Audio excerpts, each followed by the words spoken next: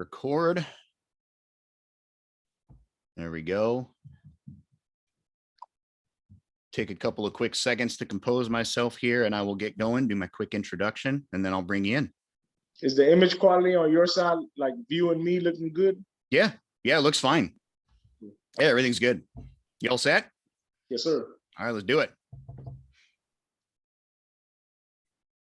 Thank you for joining me today on Surviving the System. This is Dancing Dave, and today I am bringing on a very special guest who I'm excited to talk to because he and I have quite a bit in common, speaking specifically about re-entry and re-entry coaching and helping those that are trying to re-enter back into the community.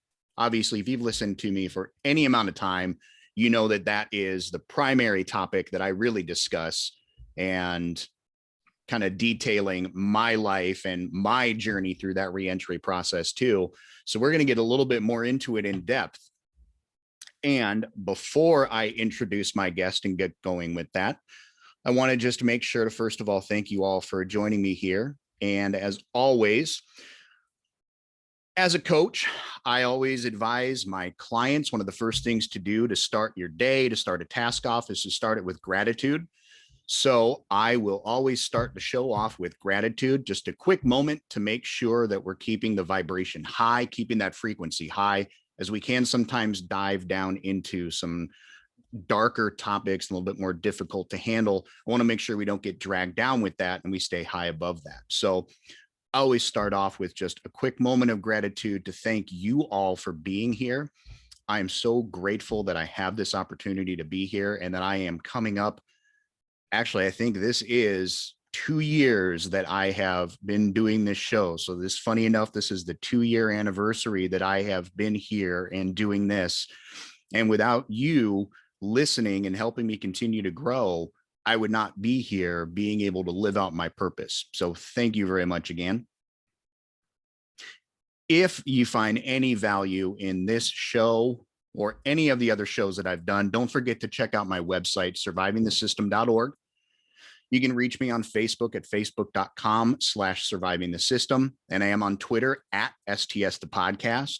Feel free to message me at any of those. I usually get back within about 24 hours, if not sooner. I love to hear from all of you. And I especially want to hear if you have any stories or topics or guests that you feel would be a good show. You know, if you have a story that needs to be told, that you're getting pushed to the side and nobody's listening to you, this is the platform for you. This is your platform as much as it is mine.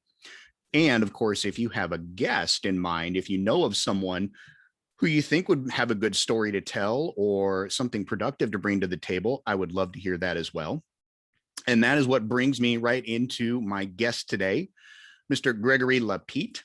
So I was contacted by his people not too long ago via email, and they just said, hey, we think we have a great guest. He falls kind of right in line with what you talk about. And I did my due diligence and I checked out his website and I looked at a little bit of his writing through the ebook that they sent me and kind of read the first chapter, and I couldn't have agreed more. I said, yeah, absolutely. Let's line it up. And as I started to learn a little bit more about him, I think the universe was aligning, definitely some synchronicity happening. He and I actually have quite a bit in common and didn't even know it until today. So we're going to be learning a lot about Mr. Lapite. I'll be learning right along with you. I have not had the opportunity to finish everything that he has written yet. I just got his book yesterday. So this is going to be much of a learning experience for me as it is for you. And I am very excited to get started. So Mr. Lapite, thank you very much for joining me today on Surviving the System. I'm glad to be here, sir. And likewise. Yeah, thank you. So let's go ahead and just start off. We'll get right down into it. You started off your journey. If I'm understanding your story correctly, you did about 10 years in Texas, and that was the moment that things kind of clicked and turned around for you. Is that correct? That is correct. I went to Telford unit in New Boston, Texas. And while at the Telford unit, I was in a cell, just me and my cellmate. He left out of there. And I had the cell to myself. And I was just sitting there like, is this? And at that point, I was about 5 or 6 years in already, I was like, is this what life is about? Am I gonna spend the rest of my life sitting in this cell, probably about 6 feet by 8 feet, maybe just staring at a wall and a roof and waiting for someone to open my doors? I was like, no, it has to be more than this, and I had to figure it out. Yes, sir. And that's what took place. So was that your first experience with the system, or was it something that you had had encounters before that? Oh, I have a grocery list of criminal, felonies. It started in juvenile when I was about 15 years old. I got in trouble for possession of a controlled substance, a burglary of a habitation, and I ended up serving 3 years in the juvenile system prior to going to prison. So 15 to 18 was juvenile, and I was out for about maybe 2 months, and I fell right back in. I did the same thing that everyone does when they enter the cycle of recidivism. I went right back to the same friends. Everybody was happy to see me. I was happy to see them. Bam, you know what I mean? 2 months later, I'm in prison. And well, let me go back to county before I even get sentenced. I'm in county lost because the time that they're about to give me, whew, it was gonna be big. All they were waiting for was to see whether the one of the people I shot was gonna survive or not, because they kept having surgery. So think about, you get a surgery, you come out of the surgery, start healing, something goes wrong again, they put you back in surgery again. And I'm sitting there waiting on my sentencing, like 7 or 8 surgeries later, they finally level out. And now they're talking about time, and that's the only reason I didn't get my butt handed to me, you know? So no, it's not my first time. I went back to juvenile twice. I went to state jail once, and then I went to prison. And that's when I had a substantial amount of time and I had a choice and time to figure it out. And that's where I made the decision to change. Yeah. So, and I'm curious about your opinion on this. I'll try to phrase this as constructively as I can, because I'm a firm believer in personal responsibility. You know, we all have choices to make, whether we realize it or not. Everything is a choice. However, with that being said, once the system kind of gets you, especially from a young age, you said you were a juvenile offender when it first happened.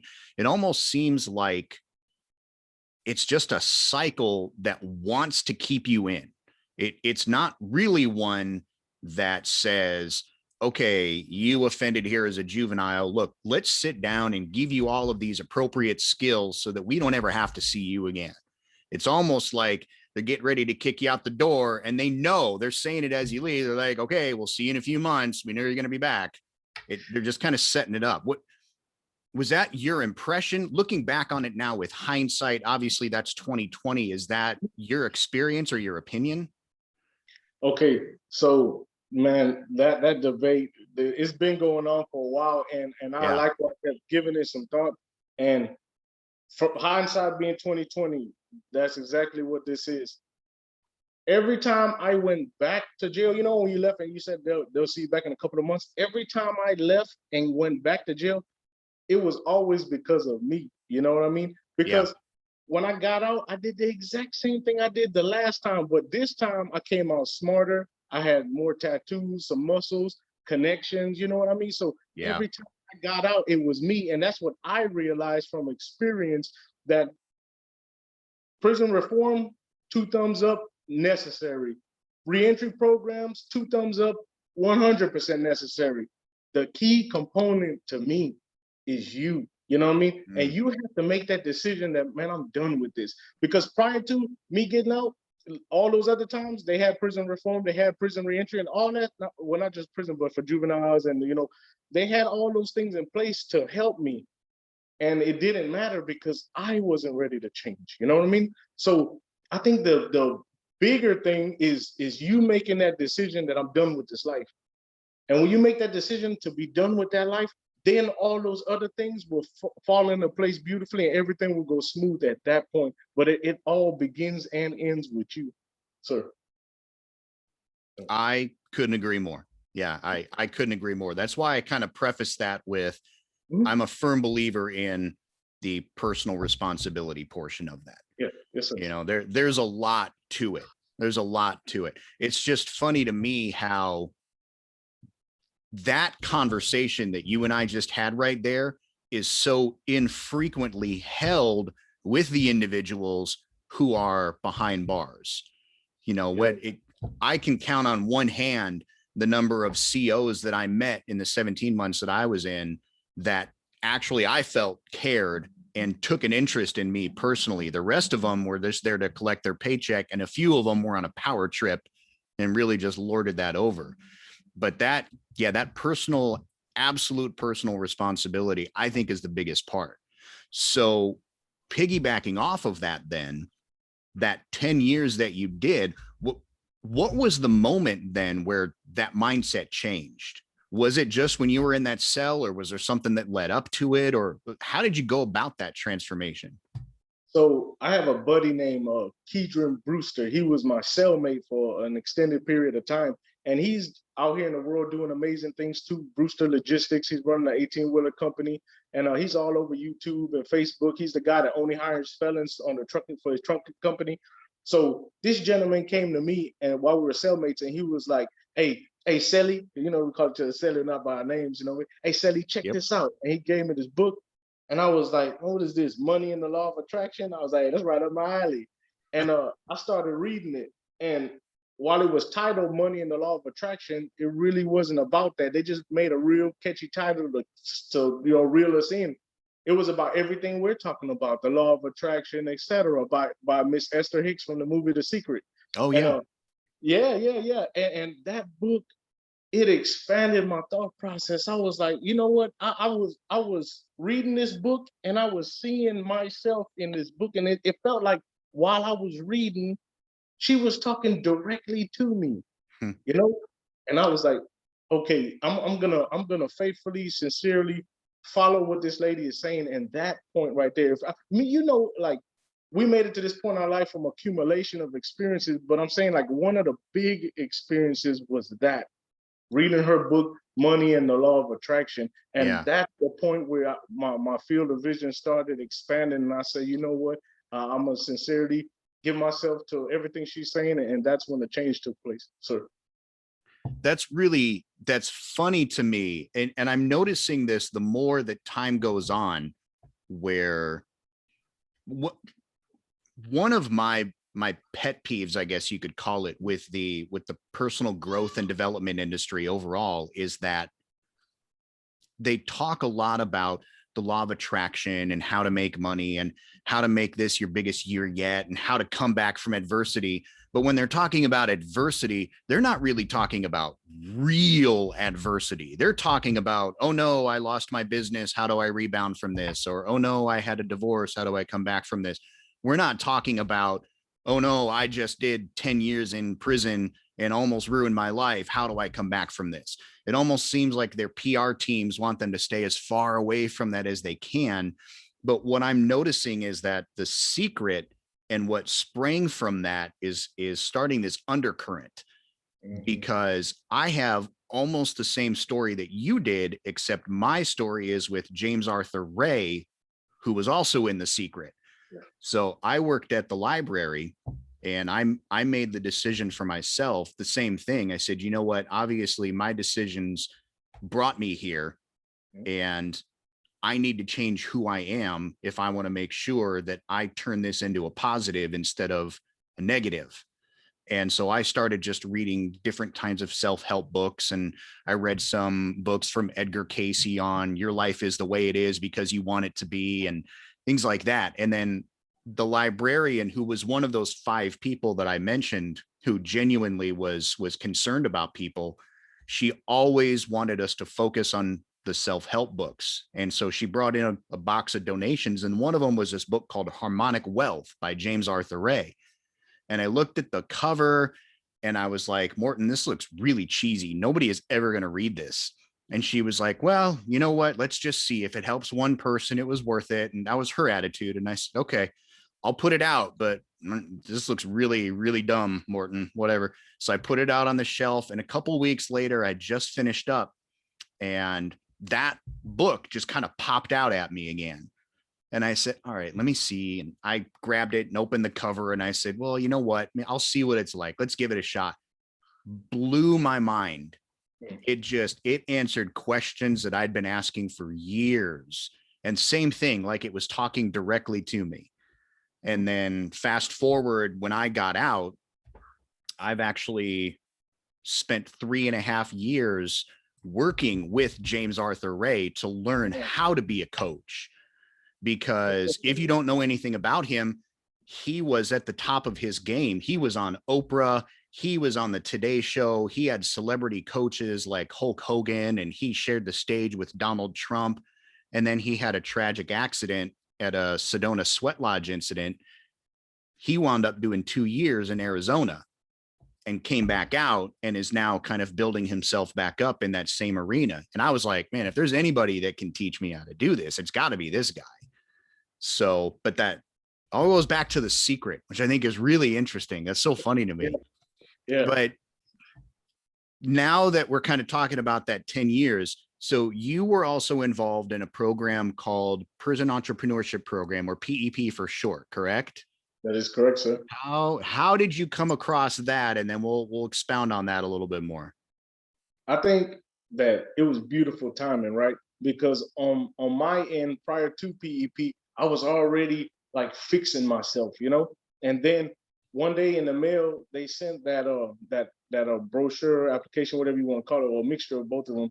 And I was reading and I was like, you know, learn about this. And learning was fun at that point because, you know, that's what I've been doing. So I was like, man, I really like to look into this, because they were talking about like helping you being a better person, teaching you etiquette, and how to own and operate a business, tell whether it's feasible, you know. And I was like, you know, this is something I would really like to get into.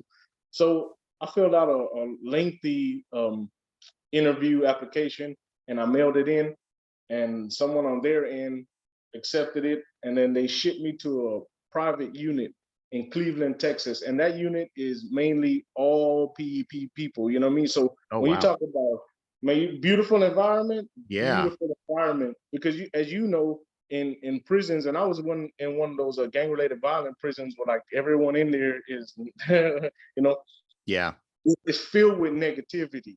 Yeah. Well, this was on the opposite end of the spectrum. They move you over to Cleveland unit. Everyone there is like you and wants to get out and do better in the world. Man, that was a beautiful opportunity for me, and that's basically what took place. I went down to PEP, and they had peer educators, guys that either were already released or had been there for X amount of years, like teaching people, you know. And they took everything Miss Rohr taught them and they embodied it, you know. So even though she moved on to doing other stuff, those guys staying there, they were twins of her, you know. So they stayed on top of us, and they made sure they weeded out the ones that were trying to fake it to make it, and kept the solid, pure guys that wanted to get out and do amazing things.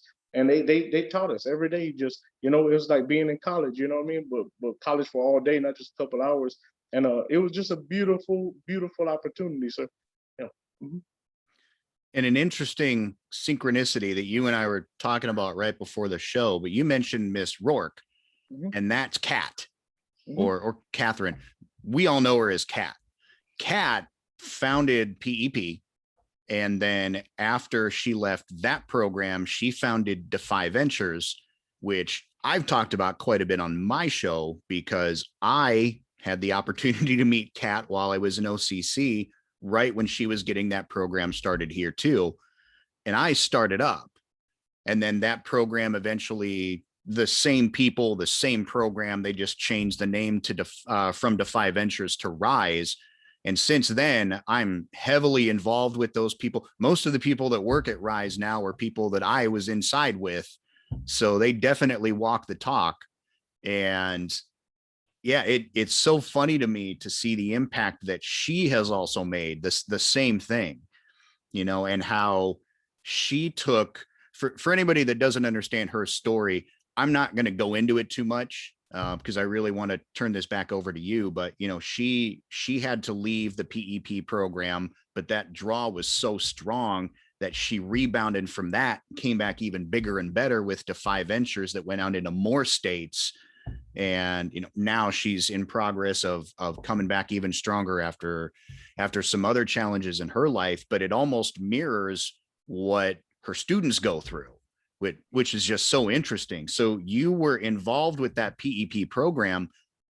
How long was that then before you got out? And then once you got out, what did you do? How did you hit the ground running, and how did you start to put that into action?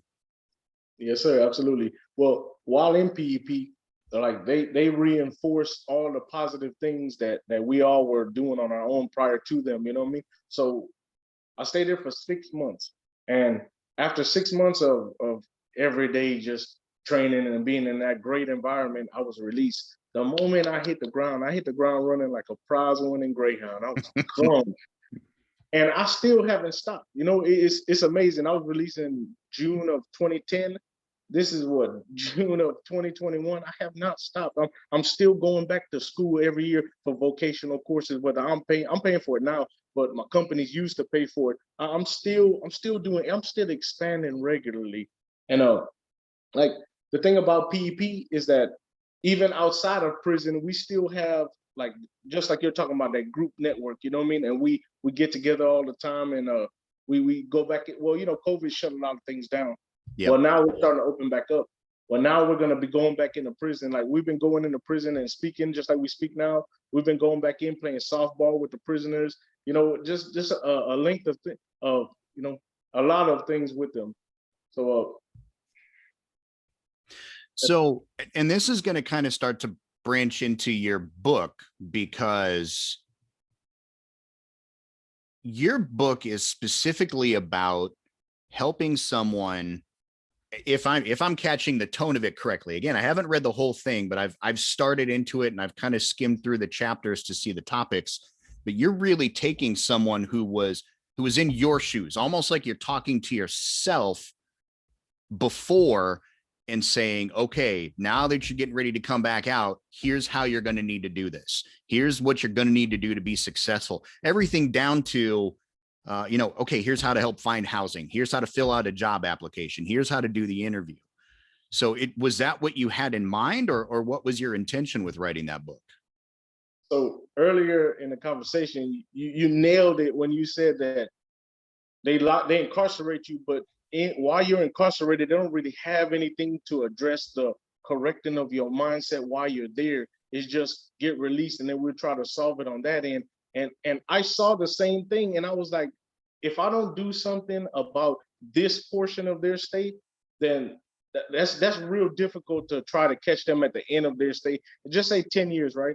So say you spend 10 years still hanging out with everyone, still influencing all kind of, you know, the negative atmosphere, and then you get released. How, percentage speaking, what's the chances of you getting out and going back is high, because you didn't do enough prior to that point. And I was like, something needs to be done to catch them at the beginning or earlier portions of their stay to have that type of impact, to where at the end of their stay, the percentage, because, you know, can't guarantee anything, but percentage speaking, we can reduce the rate of them, the percentage of them going back to prison. So that's why I created the End of Recidivism, to kind of be that guide. It's kind of like just having a course inside of prison, but it's just in a book form. And I want to catch them early and teach them the things that I learned late. You know what I mean? And Yeah. I'm pretty sure if I had this depth of guidance, because this book is heavy, you know what I mean?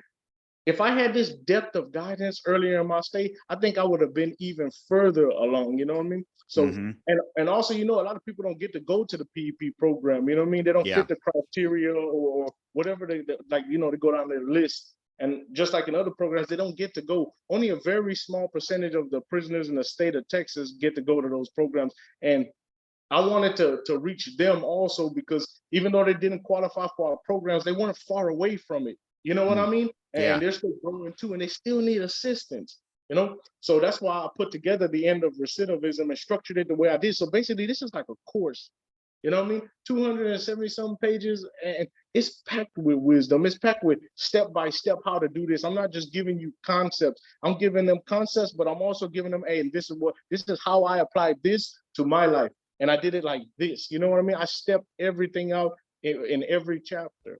And it's gonna really impact a lot of lives, because we're filling a gap that no one's really doing anything about. You know what I mean? There are programs, but man, we're talking about very small and insignificant. I'm not gonna say insignificant. Very small impacts are being made the way that they're approaching it. You know? Yeah, I agree. I said it before. I think that the topics and the teachings that come from the personal development arena of, how to train your mindset, how to discipline yourself, how to understand how the world and the universe works and frequencies and things. Why is that not taught? Man, there is so much of this stuff. Why are you withholding this information from these people and charging thousands of dollars from it? That dude doesn't have thousands of dollars. So I'm trying to bridge that and get that information to him too. So the end of recidivism, one of the lines that I think I picked up on while I was reading it was and forgive me, I'm paraphrasing, but when you were talking about someone coming out and looking for a job and you told them to aim high. Yes. But at the same time, when you were talking about things like finding housing, you were very practical with it, where it's like, look, you're probably going to have some struggles. Here's an easy way to get an RV, and you don't even have to worry about it. Yeah. So you've got that fine balance there between those two. But I'm curious then, so how did you apply that to yourself? Because we haven't really given you the chance to talk a lot about yourself yet, but you're extremely successful as an entrepreneur and a teacher and a speaker, which is what led you to write this book. So what was that transition like? When you got out, how did you start to do that? Like, what were the first steps you took? So first, what I always tell people is whenever you're coming out, don't come out viewing yourself as a flawed person. Yes, you have a strike on your back. You can't do anything about that, right? And when they run your background, they're going to see that. You can't do anything about that. But don't come out here like I'm flawed and I hope someone helps me. And don't come out there with that mindset. Come out as that was years ago. You know what I mean? I'm a completely different person. That's me then. This is me now. Come out like that. Come out like a person that is full of fire and ready and will be an asset to somebody's company. Come out thinking like that. And that will produce the results that I have. So I didn't come out and if some people introduce themselves and that'll be in the beginning of that conversation, they'll already be telling you about them coming out. I just got out and I don't do any of that stuff. You know what I mean? Yeah. I came out and I went straight to filling out applications, right? And I think I filled out 3 applications. Well, the first one I filled out was for brand energy and infrastructures. The first application, my first week out, I got a job inside the chemical plants, and that was so big because people were getting turned away right and left with no felonies, So what happened was I turned in the application and the guy called me in for an interview. When he called me in for an interview, me and him are sitting across from the table and we're going back and forth just like me and you going back and forth right now. And then back then now they don't have that box on all applications where you have to tell them, yes, I have a felony. Well, then they did, you know what I mean? Yep. So we were looking at the application. He made it to that part and he kind of just paused, but we had been talking for several minutes like now, So he made it to that part, he kind of paused and he read it because it was a grocery list. Like I said, it just wasn't one felony. So he looked at them and then he looked up at me like this. He went back to the application and he just put it down and he was just in his head and he was like, you're hired. I got the job, right? And the reason I got the job, and I know this, I don't believe I know this, was because when he looked at me and he talked to me, he knew that he was talking to a completely different person. Yeah. And that matters. I didn't go in there feeling I was flawed. I knew that I was going to go to this job and I was going to put my best foot forward. I was going to be to work every day on time. I was going to work harder than everybody. I knew the whole 9, and he saw that also. So that's why I make sure I tell people when you come out, you need to come out knowing that you are not flawed. And that matters because other people can see that, you know what I mean? When you have low self-esteem, you hang your head, people can see that, Yeah. And I didn't have any of those issues. I came out, I had my head high. I didn't aim low either. I didn't aim for $8 an hour, just get anything just to have a job under me. No, I aimed high. I went to the chemical plants, and I filled out for a job that was paying double-digit dollars an hour, giving a lot of overtime, and I got the job, And it could easily go like that for other people. And it has went like that for a lot of my friends, but we all came out with the same attitude, And what was the rest of your questions? You have more? Yeah, no, that's great. I was really just kind of an open-ended question as to what steps you took. So that was the first step you took. You got your job within the first week. What did you do for housing? Like, was that your experience with the RV or Yes, How did correct. you overcome that? That's the number one barrier to reentry, at least here in Nebraska, from what I can see. How did you Okay. do that? Yes, sir. Absolutely.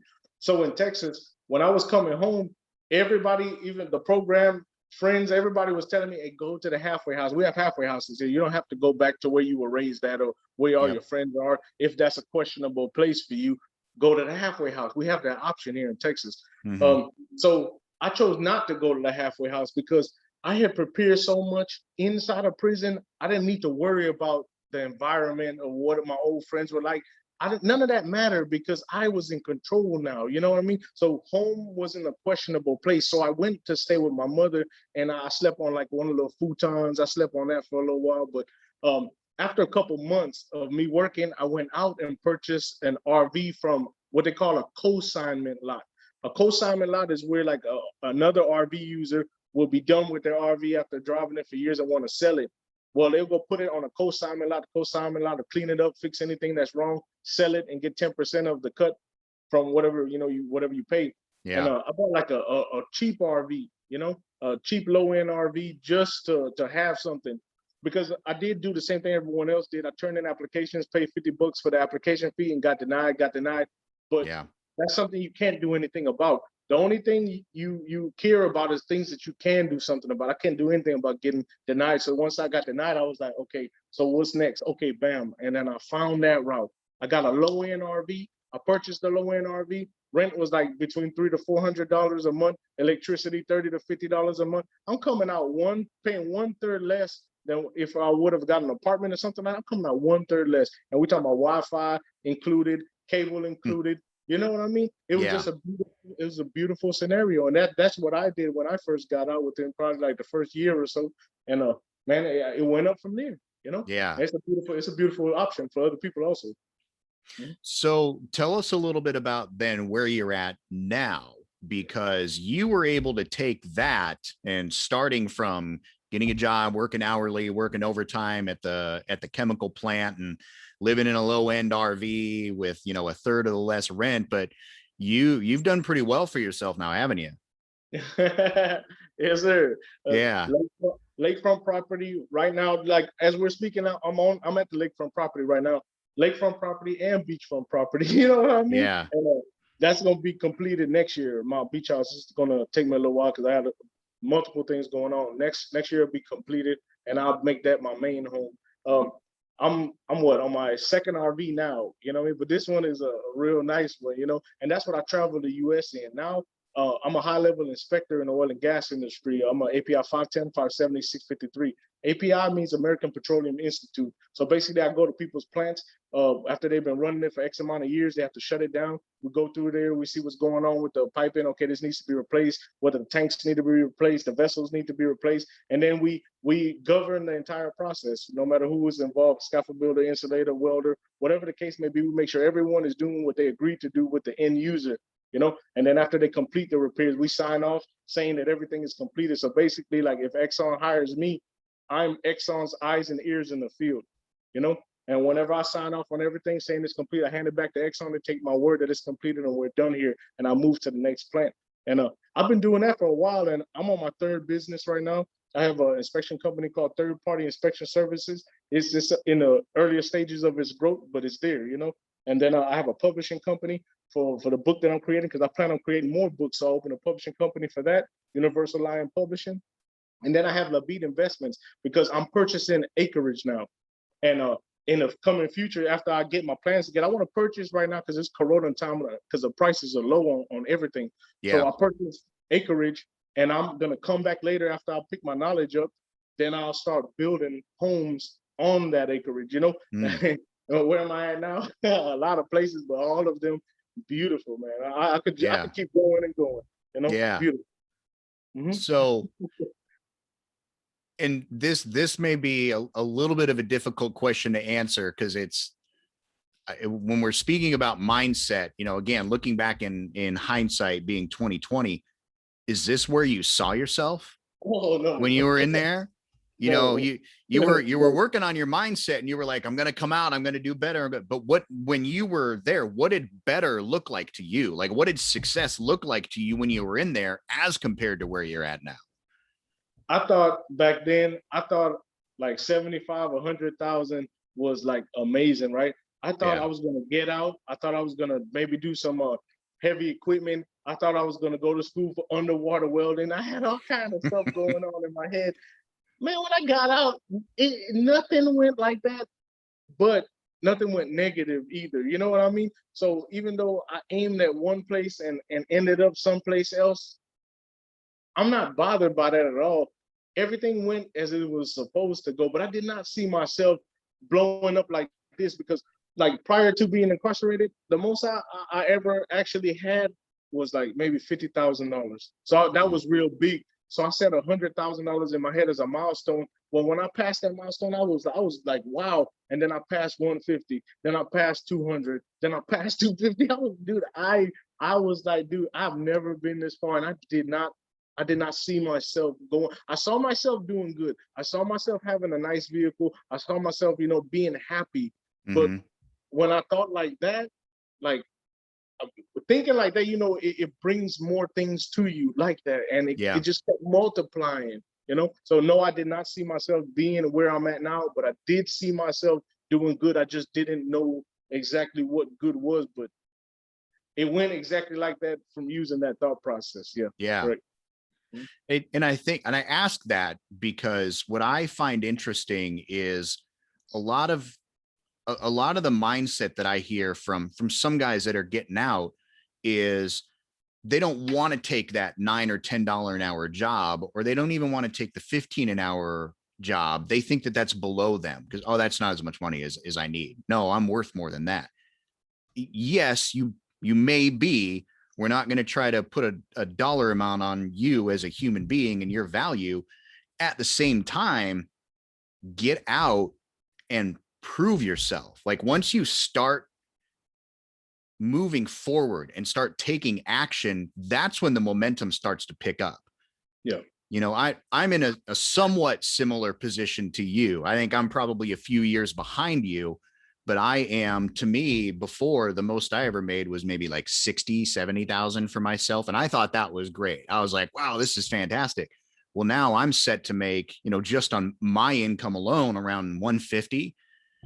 But I'm here because when I got out, I took a $12 an hour job as a 1099 employee. So I didn't have to worry about the background check, just picking up the phone and doing outbound phone sales, which I hated. I hate doing outbound sales, but I was like, oh, well, but I got in and I busted my butt and I made such an impression that 5 years later, one of the owners of that company came to me and said, I'm starting a business. You have to come work for me. And just Yeah. spent months coming after me until finally the timing was right. And here we are. So, but I think that's, and you talk about that in your book too, is just take action, but you've got to get your alignment before you take the action. And I think this is just going back to what we've been talking about is that mindset. So you worked on your mindset and took the action, and just the universe said, okay, we've got some bigger ideas for you. Yeah, you'll get the stuff what you want, but just hold on. Just kind of keep it in mind. Correct. And that's exactly how it went. Yeah. Exactly like that. So if you were sitting across the table from someone who was, I don't know, maybe about to get out, or even someone that's just like right in the middle of the shit storm that is the system and going through the trial process and looking at the time, kind of like you said, where you were like, man, the number that they were about to give me, it just, you feel that weight hanging over your head. What kind of advice would you impart to someone to help them just get through that trial? And when I say the trial, let me clarify. I mean that life trial, like that trial of you're going to have to go to prison and you're going to have to do time, but here's how you come out on the other end of that and rebound. Yeah, that see, when you faced with that judge in that time, that's big. I don't know how to pull them out of, hey, you about to get a life sentence. I don't know how to pull them out of that, put them in a happy place. Yeah. But after that, though, after you're sentenced and you go to prison, now from that point, I can absolutely tell you what you need to do. You have to know that you're gonna get out. You're gonna get out one day. And when you get out one day, how do you want to get out? Do you want to get out and possibly come back for a round trip, or do you want to get out and go on to live whatever you have left amazingly? Well, if you're choosing to come back, then just keep doing whatever you're doing. If you don't want to come back, if you want to go on to see what else is out there in this world, then this is what you need to do. And then he can go through the book and it'll step everything out for him. Yeah. But that's basically how I would respond to that. I don't have the capacity at this moment to tell somebody that's about to get a life sentence, hey, be happy, not be after Sure. he gets sentenced, though, I can fix it from that end. Yeah. It's a tough one. I remember, both my attorney and one of the counselors that I saw right when I got sentenced, and I was in D&E here in Nebraska. They were trying to tell me, my attorney told me numerous times, look, it's a speed bump. Years from now, you're going to look back on this and it's just, you're going to think of it as a speed bump and you're going to be like, oh yeah, I remembered that one time. And I would just remember listening to him going, you don't know what you're talking about, dude, my life is over. And then when I got sentenced, I was not expecting to be sentenced. So that definitely, my life was done. They led me out in cuffs and I was like, no, I'm done. Life's over. And the lady there that was checking me in could tell I was done. My mind checked out. And even she said, look, I want you to know that some of the best people I've ever met are in prison. This is not who you are. You can still come back from, and I was hearing none of it. And I was like, whatever, lady, just fucking put me wherever you're going to put me. But looking back on it now, I remember those. I didn't want to hear it at the time, but looking back, I'm like, you know what? They were right. Yeah, you were right. Yeah, it is. It's really tough to get through to somebody in that moment. But yeah, once you've gone through that initial shock and you're in it and you've got your feet underneath you and you're like, okay, there's the end. That's what I got to shoot for. Then you can start to wrap your mind around it. So what's in the future for you now? What are your next few years out? What's your vision? What's your plan? Okay, so right now, after I finish with this podcast, I got a book on my kitchen table. It's called it's API 1104, I believe. Yeah, API 1104. It's for the inspection of pipelines, things of that nature. I'm taking my CWI exam next, because I've hit the ceiling as far as the field that I'm in. The only thing I can do is grab this CWI, which is a certified welder inspector, and couple that with what I have, and that will open up another avenue for me. So a CWI, what that is say they're going to build something, new construction, and they are. I'm on the Gulf Coast in the Houston area. So they're building 3 plants in the next, probably beginning them in the next 6 months. Those are multi-year projects. And I want to get on those multi-year projects. So the CWI would allow me to go and be the inspector that governs everything and make sure all the companies are doing whatever they agreed to for whoever the end user is, the Exxon, the Dow, whatever the case may be. So I'm studying for that, and my examination is in August. So whenever I complete that, that's going to be a beautiful case, because I'm going to step onto that job site. I'm going to be paid a lot of money, and I'm going to be paid a lot of money for multiple years, at least 3 years. So I'm guaranteed, high income. So I'm doing that on one end. And now I'm like, okay, so when, dealing with PP, we do a lot of talking. And your group, I'm pretty sure you guys did a lot of talking while you were in it too, because that's what Ms. Rowe does. She loosens you up. She kind of, because, coming from the prison, come from maximum security. My unit, Telford unit, was called Terrible Telford. That's a gang-related violent offender unit, So coming from there, I wasn't all sociable like that. You know what I mean? I'm not going to say that I was walking around trying to be, no, I wasn't doing any of that, but I'm saying I was to myself, and coming to PEP, it kind of loosened me up a little bit. So PEP had me talking, doing public speaking and things of that nature. Well, now in this stage of my life, I'm going to start speaking more, because I've always been an inward person, and I percentagely speaking started coming outwards. And now I'm comfortable talking now, So in this stage of my life, I'm going to start communicating what I have to say to others more. I'm going to get on more podcasts. I'm going to, do whatever to get on, start making social media posts. I'm going to write more books. I'm going to do things of that nature. So that's what's in this stage of my life right now. Yes, sir. So what do you see yourself speaking about? Like if somebody was to bring you in and say, we'd like you to talk to our group of people, or we'd like you to speak at this event, what kind of a topic would you discuss? So I thought about it, and I'm feeling like right now, I feel like I should specialize in reforming of prisoners' mindsets. You Mm. know, so I don't want to, like, I got buddies dealing with prison reform. I love them, love the group. I don't want to do that. Prison reentry, I got plenty of buddies doing that. I don't want to do that. I want to focus on catching inmates in the beginning portions of their stay, beginning mid portions of their stay, and altering their mindsets at that point. And that's what I'm going to specialize in. You know, that's going to be my niche. You know, so that's what I'm going to speak on. Psychology, basically, you know what I mean? Like altering the minds, transforming the mindsets of the incarcerated, male, Yeah, female, it doesn't matter, but that's what I'm gonna do, sir. that's a, yeah, that's a very big hole Yeah, yeah. that's left in quite a bit. I agree with you 100%. That's, I respect that. And I wish you luck on that. That's a big one. That'll be a Yeah. good one. You know, So the before book again, the book is The End of Recidivism. And where can we find it? Where can we get it? it's on all major platforms. Everybody right now has been going to Amazon.com. Yes, sir.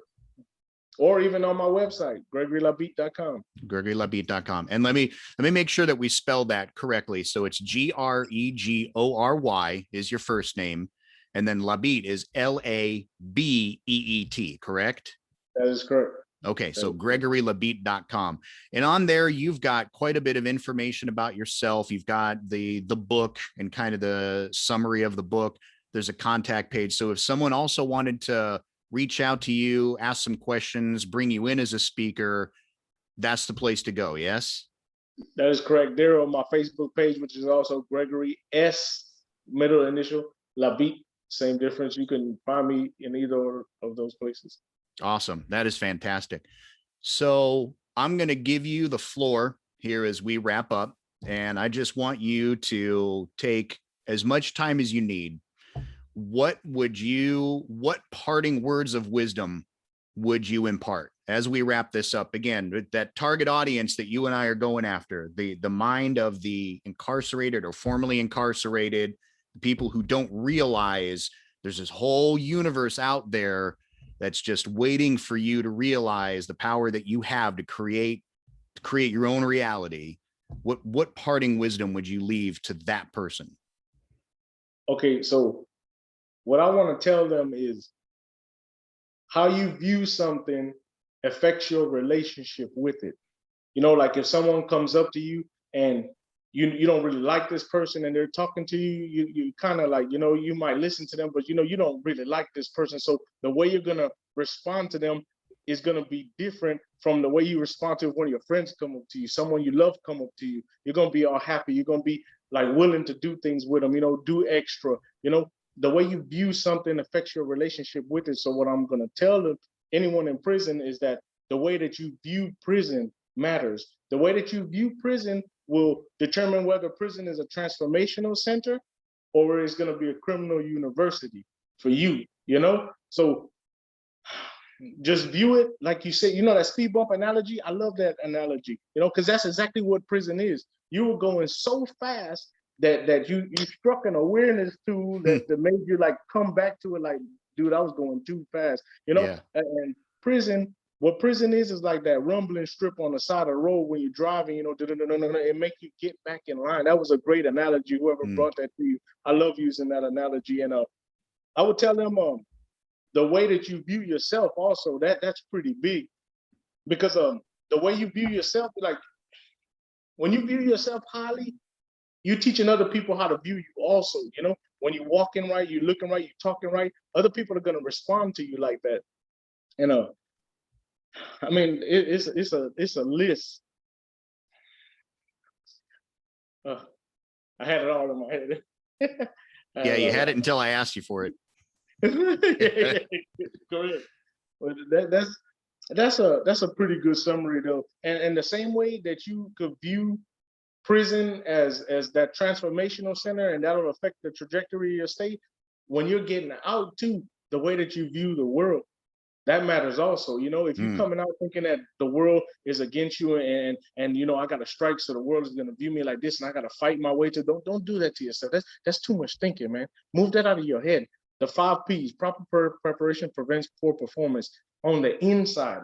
Get your stuff together on the inside, and when you get out, most of the stuff that you taught, none of that stuff will even be factors. You're going to get out, and if you practice enough on the inside, when you get out, the world won't even care about your background like that, because there's plenty of companies that know people coming out of prison, coming out with drive. People yeah. are coming out of prison, they're going to be hungry. They're going to work with that overtime, and they're going to take whatever reasonable raise that they get, wage that they get. Yeah. Yep. Yep. They know these things. They know they make solid employees, and you could come out and be a success story like everybody else. Why is it all these other people are having success stories, but people are coming out of prison feeling like the world's gonna be against them? No, man, it's all on you. Just like I'm a success story, you're a success story. You could come out and be a success story also. It's not crowded over here on this side. There's plenty of room for you to come out here and join us also. So it's all in you. It begins and ends with you, and it begins and ends with the way that you view things. And that's what I would leave them with, sir. That is fantastic. I was really looking forward to speaking with you today, because as I was looking through your website, and then when I got the book, it was like listening to myself talk. I was like, yeah, I've said that before. Yeah, I say that too. Yeah, me too. And then, yeah, exactly. So I love these stories. This is the kind of stuff that I had in mind when I started this show, because there's more people out there that go to prison, go through the system, and come out on the other end of it better for having been there. They never go back. You just don't hear about those people in the media, because that's not going to be the big story that's going to draw the attention. So I want to thank you and your team for reaching out to me today. I really thank you for your time, taking it out on a Sunday here. For those of you that don't know what time we're doing this, it's a Sunday afternoon. And thank you so much again. Don't forget to check him out at GregoryLaBeet.com. And on Facebook, it was Gregory S. LaBeet. And they can reach out to you through either one of those, correct? That is correct, sir. Fantastic. I want to thank everybody for tuning in. Check in with me again next week. And as always, don't forget, keep your head up. Don't let them get you. Yes, sir.